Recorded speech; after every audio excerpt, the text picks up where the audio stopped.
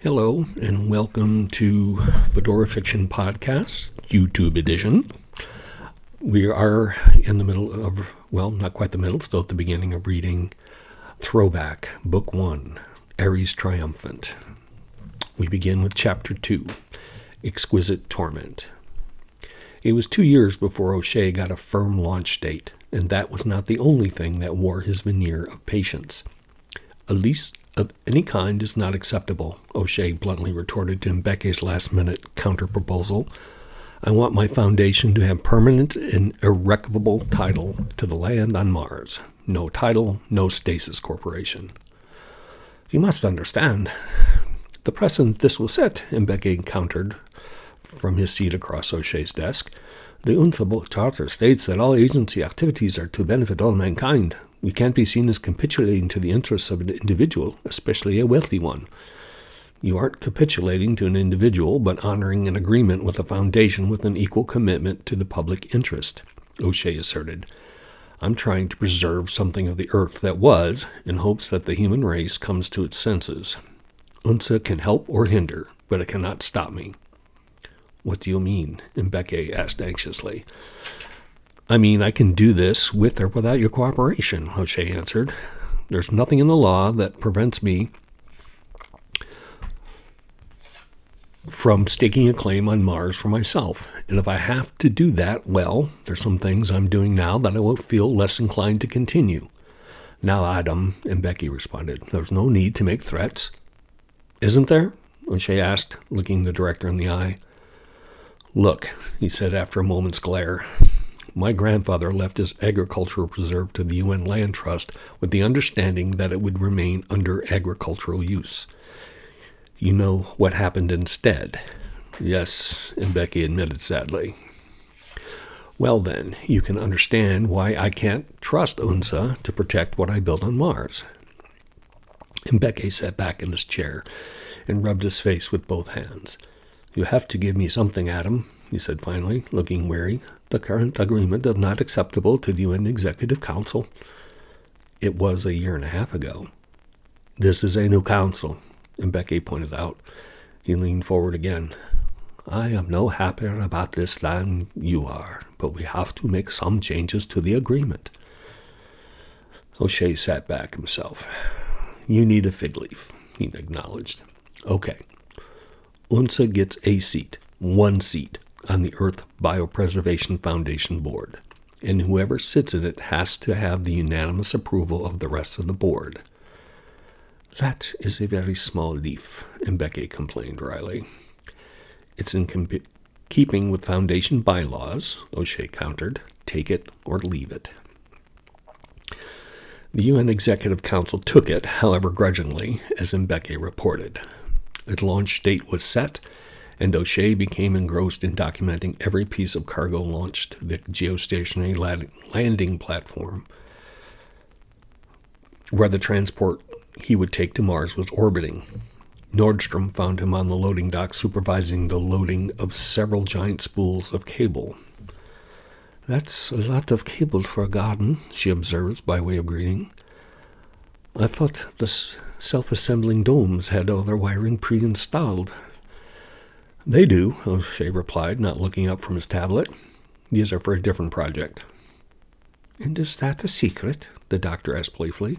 It's as safe with me. I want to create a magnetic field over the preserve to block the cosmic radiation. That will increase the life expectancy of the optic panes tenfold. He looked at her and smiled wanly. It would also increase my life expectancy. Just yours? He looked at her startled. Well, he replied, frowning, I'll share the technology with UNSA, if it works. That's not what I ask. She looked at him evenly. Do you still intend to go alone? There's around 3,000 people on Mars as we speak, O'Shea pointed out impatiently. I won't be alone. Isn't there someone you want to take with you? Of course there is, he answered, not meeting her gaze. But I can't ask anyone else to make this kind of sacrifice. Besides, she has commitments of her own. Have you asked her? Of course not. Adam watched as another spool was loaded onto the shuttle. Why not? Because she is my dearest friend, he replied, looking Nordstrom in the eye, and I don't want to put her in the painful position of telling me no. Nordstrom stared at him a moment, started to speak, and then appeared to change her mind. I see, she said finally, looking away. She would appreciate that, I'm sure. There was an awkward silence as the two studiously avoided the other's gaze. We want you to come to dinner, she spoke up abruptly. Anna wants to say goodbye. You can bring that wine you make. That sounds lovely, O'Shea said, smiling at her gently. When? You are leaving in a week? Yes, on Tuesday. Why don't you come this Friday night, 7 o'clock? I'll be there. O'Shea watched two crates and a handcart. O'Shea wheeled two crates on a handcart as he got off the elevator and was greeted by Anna, who welcomed him with a peck on the cheek. What have you brought for us? She asked as he wheeled the crates into the kitchen. Lena said to bring wine, O'Shea answered simply as he parked the crates against the wall and folded up the handcart. For how many? I was under the impression it was just you coming. It is, as far as I know. He opened one of the crates. Pinot Grigio, Sauvignon Blanc, or Chardonnay? Oh, I don't know. I can't keep them straight. We're starting with hummus and caviar, if that makes a difference. Caviar? Where'd you get that? O'Shea selected 2 bottles from the top crate. Anna avoided his eyes. From you? That was an anniversary present. Don't tell me you didn't drink the champagne, he said, looking at her sternly. Oh, we did, she assured him as she removed 2 glasses from the cabinet. And we saved the antique bottles, just like you said. We just thought we'd save the caviar for an extra special occasion. O'Shea eyed the 2 glasses as he opened a bottle. Where's Lena? He asked after the pop. She got called into the medical center and explained grimly. There was another Category 7 storm out west. This one hit Kansas City pretty hard. They're airlifting victims to hospitals all over the region. Yeah, he nodded sadly as he filled the glasses. I heard. Well, he observed as he handed Anna a glass. It's very selfless of Lena to volunteer like that. Let's hope she gets in time for dinner. They touched the glasses and sipped. I expect her at any moment, actually, Anna assured him after she swallowed. Because she's in research, she feels she's only competent enough to triage cases. She tapped a finger on the rim of the glass. Which one is this now? That is the Pinot Grigio. I thought I remembered it was the one you liked. You remember correctly, sir. She handed him her glass and retrieved a platter from the counter.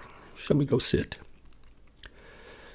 O'Shea gestured for her to lead with a hand holding her glass. They settled onto the couch, and O'Shea looked at the paintings hanging on the wall. I'm struck by these every time, he confessed. The colors are so bright, and the composition so meticulously representational, yet so crudely sophisticated. You do say that every time, Anna laughed. Well, it's a good line, and I'm sticking with it. He sipped his wine. You say your grandmother did these? She did those, and indicated the group on one wall. The others I picked up along the way. He nodded and took another sip. Look, he said finally, I'm not touching the caviar until you do. Anna laughed. Then have some hummus. She spread some of the bean paste on a cracker and handed him one. Thank you. He put the cracker in his mouth and sat back to chew. This is good, he said to the food. So, Anna observed as she spread hummus on a cracker for herself. You're off to Mars, then? Yes, on Tuesday. I don't suppose, she speculated as she handed him another cracker and hummus, that I could say or do anything to change your mind and convince you to stay. O'Shea gave her a rueful smile as he accepted the cracker. I can't imagine what that would be, he said, but you're very sweet to ask. What if I told you the world needs smart people, now more than ever? I don't have to tell you that things are getting bad, really bad, Adam. We need you here. That's the trouble, Anna. No one pays any attention to the smart people, he replied sadly. I developed the Nutrirumen as a way to avoid mass famine, and people used it to replace agriculture and doubled the population growth. Now there's virtually no arable land and species diversity has plummeted. He shook his head. No, Anna, the human race apparently needs catastrophe to learn anything. I'll preserve what I can on Mars and hope that someday the Earth will be ready to take it back. And you're leaving us to face the catastrophe. You're welcome to join me at any time. I'll even pay for your passage. And go into one of those infernal machines? No, thank you. The two turned at the sound of Nordstrom's voice and stood to greet her. Welcome home, doll, Anna said before playing a kiss on Nordstrom's lips. Look, we saved you the caviar. And hummus too, Nordstrom observed as she stepped up to O'Shea for a kiss on the cheek. Did you bring that Sauvignon? I did indeed, Adam replied, setting his glass down and moving toward the kitchen. Let me get you a glass. O'Shea opened the other bottle and poured a glass as he listened to Anna quiz her spouse about the casualties of the storm. It was terrible, Lena related frankly. So many crushing injuries. The surgeons will be amputating limbs all night. So often, there was nothing even to try to save. Oh, how awful, Anna responded sadly. I understand the death toll is unmanageable. From what I saw, I would think so. Thank you, Adam. Nordstrom accepted the glass of wine. So, she said, turning to Anna, I take it you did not convince him to stay? No, she admitted. You try. I've been trying for 18 months, Lena replied with a resigned sigh. I need caviar. She sat on the couch and helped herself to a cracker and roe. Anna moved to take a chair and Anna stopped him. No, she admonished. You're sitting on the couch with us.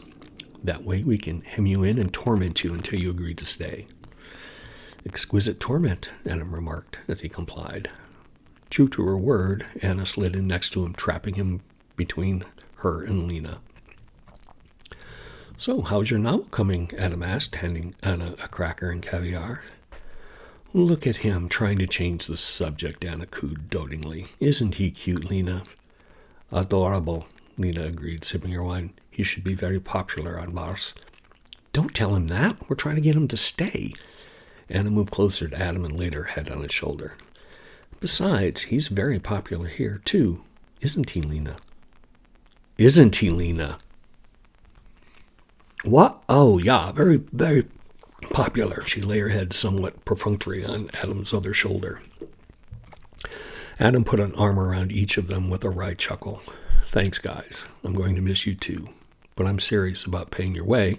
You can stay for a long visit. Anna can take her sabbatical on Mars. The novelist from another planet, Anna murmured, her head still on his shoulder. That's my next book. She sat up for a sip of wine and another bite of caviar. I'll take that as a yes, Adam said. Lena? I will have to sleep over it, she replied noncommittally, reaching for more caviar. You have plenty of time for that, Adam noted as he handed her a cracker with hummus. It will take me half a year to get there, and at least 2 to get everything set up. He sipped his wine, and even then, things will be pretty Spartan. Well, let us know when things are less Spartan, Lena responded dryly. I'm not going into that infernal machine only to go camping. The conversation turned to lighter topics over dinner, and as Adam prepared to leave, Anna walked him to the elevator. This, she said, taking his head in her hands and kissing his right cheek, is because I love you. This, she added, kissing his left cheek, is because I will miss you. And this, she kissed his forehead, is so you will come back. O'Shea stood in front of his stasis unit, dressed in his special stasis jumpsuit, recalling Anna's farewell. He had spent the last 2 years preparing for and driving events toward this departure. He hadn't thought about coming back. There was just so much to do before he could even think about it. Yet, here he was, thinking about it. Adam, a sad and gentle voice said from behind him, It's his time. He turned to see Nordstrom, smiling wanly. Yes, he said. Yes, it is. She moved closer to him. You can still change your mind, she almost whispered.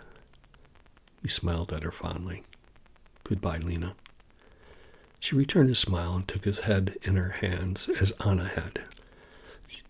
She gave him the 3 kisses, one on each cheek and the third on the forehead. "So you will come back," she murmured hoarsely, and led him to the unit and helped him get in.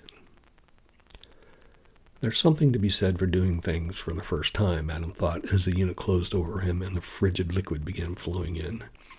Before, he really didn't know what to expect. Now he knew exactly what to expect, and he preferred ignorance in this instance. The fluid engulfed him, and he felt that momentary terror as it entered his lungs. And that is Chapter 2 of Throwback Book 1, Ares Triumphant. All these books that I read on Fedora Fiction Press are available from Amazon.com/author/Tom Goss. This is Tom Goss. Thanks for listening.